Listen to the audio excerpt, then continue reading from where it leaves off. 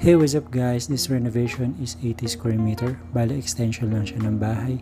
So, kailangan dito is enclosed garage, additional balcony, toilet and bath, and additional room. So, naglagay na rin ako dito ng mga tips kung ano yung mga kailangan nyo bago kayo magpatayo ng bahay.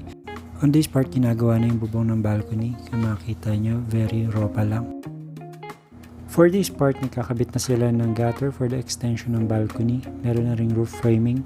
Ito yung view pagpagabi na, so very cozy, and may glass railing tayo dyan, may white tiles tayo, very minimalist. So ito na yung output ng project natin. So pinaka last part consideration is the warranty of the contractor or yung architect nyo. So huwag nyo kakalimutan yan. Ang pinakamahalagang part ng pagpapagawa ng bahay is yung satisfaction nyo. Dahil walang bahay na perfect, walang bahay na 100%, at walang bahay kung walang buhay. Ito nga pala yung before and after ng project namin.